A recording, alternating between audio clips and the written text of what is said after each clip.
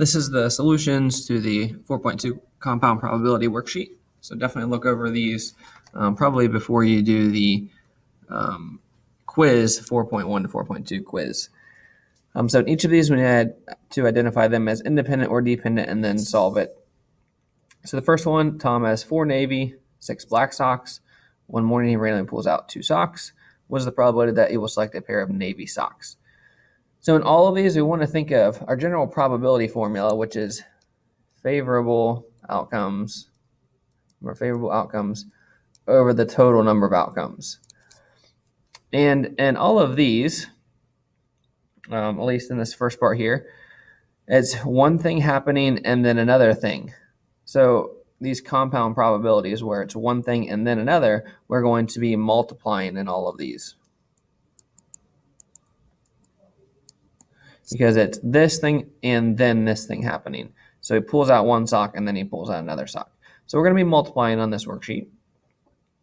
And we want to keep in mind this favorable outcomes over the total number of outcomes. So I'm going to do the independent or dependent at the end after I've done the problem because I think it's a little easier to figure it out after you've actually solved it.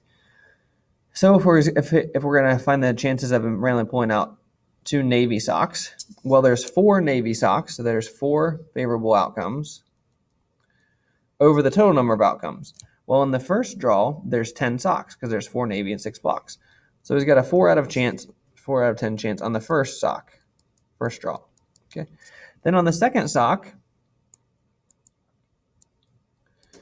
his probability changes a little bit because if he pulled out a navy on the first draw, he's now down to 3 navy socks because he pulled one out. And in addition, there's not 10 socks left in there anymore. There's only 9 socks because he pulled one out. So the first sock, he's got a 4 out of 10 chance of getting a navy. And then the second one, assuming he pulled out a navy on the first one, then he's got a 3 out of 9 chance.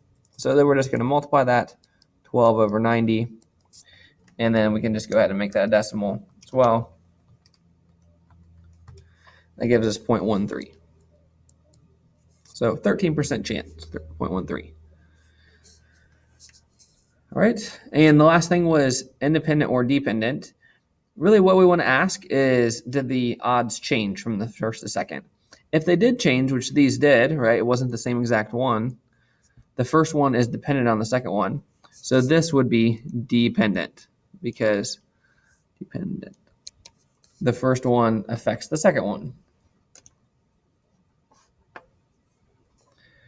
On number 2, there's 2 glasses of root beer and 4 glasses of cola. Dave drinks 2 of them at random. What's the probability they drink 2 glasses of cola? So again, we think favorable over total. And we have 2 drinks, so this drink and then this drink.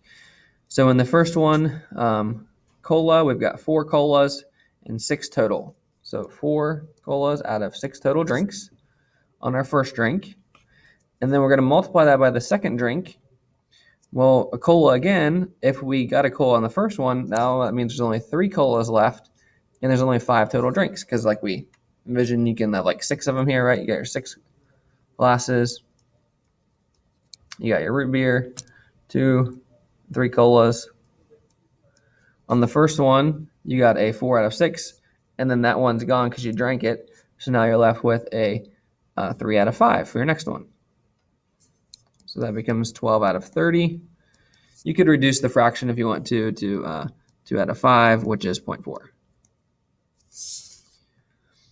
The next one, Steve reaches into bag 5 red. Oh, and also we need to say that this is dependent as well because the odds changed. Steve reaches into his bag 5 red, 3 yellow, and 2 green. Randomly selects one, puts it back. That's a key thing. He puts the marble back and then reaches in the same bag and randomly selects a marble. Was the probability that both guys selected a yellow marble? So first, Steve, chances of him getting a yellow marble. Well, there's 3 yellows out of a total of 10 marbles. So that's Steve. Now the key thing with this is after he draws, he puts it back in. So then when Sam draws, he's got the same odds because there's 3 yellows in there again, and there's 10 total marbles back in there again. So it's going to be times 3 out of 10. If he didn't put it back in, then it would change to 2 out of 9. But since he put the marble back in, the odds are the same. So that gives us 9 out of 100. or 0.09. And since the odds didn't change, independent. The first trial does not affect the second trial, or Steve's draw does not affect Sam's draw. For number 4, we got 4 tangerines, 5 clementines. So we've got 9 total fruits. What is the probability that John selects a tangerine and Pam a clementine? So John's going to select a tangerine. There's 4 of them out of 9 pieces of fruit times whatever Pam does. Now, it does not say that it puts it back. It says then Pam selects one of the remaining, meaning that we're not putting it back in. And she's going to select a clementine. So if John has pulled out a tangerine, that means you've reduced the tangerines and you've reduced the overall to the number of 8, but there's still 5 clementines left in there because he did not pull out a clementine. Assuming that happened, he did not pull out a clementine. So there's still 5 clementines left out of 8 total pieces of fruit. So then that becomes 20 over 72. And that reduced to a decimal would give us 0.28 approximately. These are dependent because the draw, the first one does affect the second one. We reduce the total amount on the second one. So it depends. All right, number 5, a green die and a red die are tossed. What is the probability that there's a 4 on the green die and a 5 on the red die? So for the green die, probability of getting a 4 is 1 out of 6 because there's only 1 4 out of 6 sides. And then on the red die, the probability of getting a 5 on the red die, well, that's a 1 out of 6 because there's 1 5. So that's 1 out of 36, which is 0.03 approximately, 27. Right. Now on this one, your first toss, the green one, does not affect your second one, your red one. So these are independent. For number 6, marble box contains 5 red, 7 green. Find the probability of drawing 2 reds. So the first one is with replacement. So that means you put it back in. The second one is without replacement, meaning you don't put it back in after the first draw. So red, there's 5 out of 12 total on your first. And then your second, you're going to put it back in, so the same odds, 5 out of 12. So that gives us 25 out of 144, or 0.17. So this one is independent, because the first one doesn't affect the second one. On part B, it's without replacement. So our first draw is still 5 out of 12. However, our second one, we've reduced the total number of marbles to 11. And we've also reduced the number of red marbles because we took one out on the first one to 4.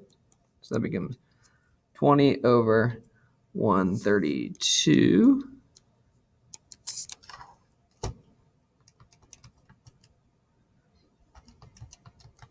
Which gives us 0.15.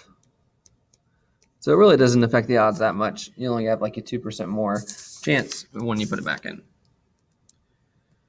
Okay, number 7, 3 red, 7 white, 5 blue. You draw 3 marbles, replacing each one before the next. It's important. What's probably drawing a red, then a blue, and then a white. All right, so total number of marbles looks like we have 15. So first of all would be a red. Would be 3 out of 15 times blue, 5 out of 15 times white, 7 out of 15. The order actually doesn't matter on this. When you multiply, you get the same answer no matter what the order is. It's called the commutative property. So then we just go ahead and multiply all these straight across. We get 105 over 3375.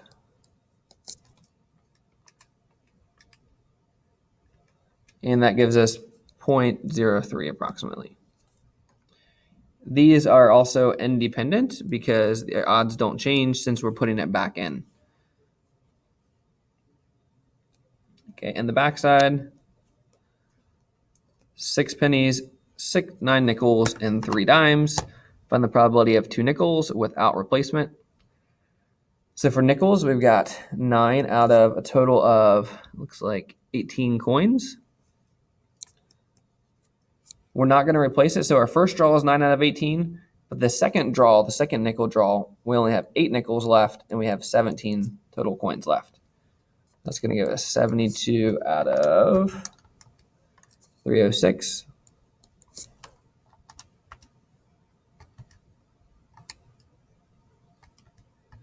And that is 0.24 approximately.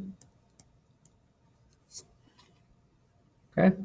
Also, if you did label this, this would be dependent because they change. Probability of a nickel and then a dime with the replacement, so that means you're going to put it back in. So the probability of a nickel is 9 out of 18 times a dime is 3, and since you put the nickel back in, it would be out of 18 as well. So that's going to be 27 out of 324, which is 0.08. One nickel and then dime, and that would be independent. Without replacement on the next one nickel, which would be 9 out of 18. And then a dime. Dime would be 3, and now out of 17. Still 3 times left on the second draw, but only 17 total coins. So 27 out of 306. Which gives us 0.09 approximately. And this is without replacement, so it's dependent. Last one of this section, 1 penny. So pennies, we've got 6 out of 18. And then 2 nickels without replacing. So first one, 6 out of 18. The next one, we haven't taken any nickels out yet. So there's still 9 nickels left, but there's only 17 coins. And then the third draw is another nickel. We've taken 1 nickel out now, so there's only 8 nickels left, and there's only 16 total coins. So we're just going to multiply all those across. 6 times 9 times 8 is 432. 18 times 17 times 16 gives us 4896, which is 0.09 approximately. Then our last set here with the cards. For a standard deck of cards, the probability of choosing a red and then a club, and I guess we didn't say on here, this should have been without replacement is dependent. For standard deck of cards, the probability of choosing a red card. So remember, there's 52 total cards. As far as red cards, there's 13 red cards. 26 red cards, because there's 13 hearts and 13 diamonds. So 26 red cards, so 26 favorable outcomes out of 52 total cards. And then a club. Now this is with replacement. So on the second draw, so this is the probability of a red times the probability of a club with replacement, there's 13 clubs. And since we replaced it, there's still 52 cards left. We did put the 1 back. So it would be 13 out of 52. So that gives us 338 out of 2704. And that gives us 0.125, so about 0.13. 13% chance we get a red card and then a club. And this is independent because we replace. Next one, the probability of a 3 and then a 7 and then a face card without replacement. Okay. So first one, let's focus on the 3s.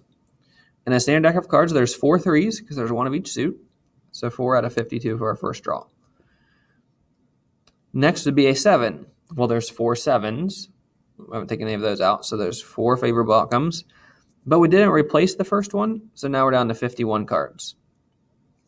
And then our third draw, a face card.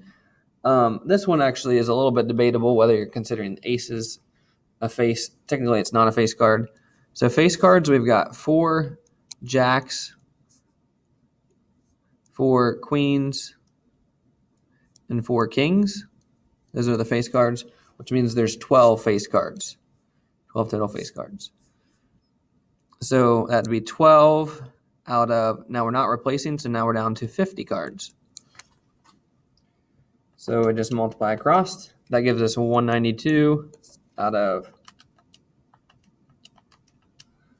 132, 600.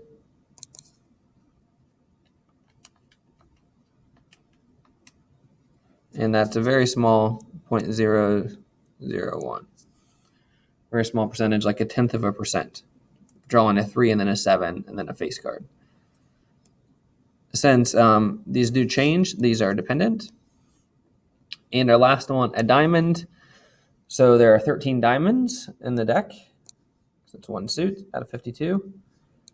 And this is without replacement as well. Then a heart, so then there'd be 13 hearts left, but only 51 cards because we didn't replace it. And then a black card. All right, so there's total of 26 black cards.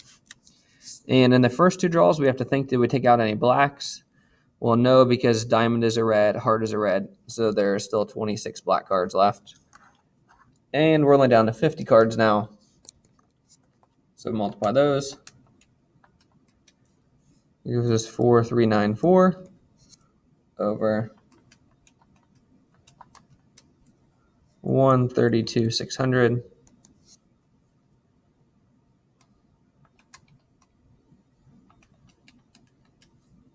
Which is 0.03 approximately. And these are dependent. All right, so that is it. Hopefully you start to get the hang of how these work, and do reach out to me if you have further questions.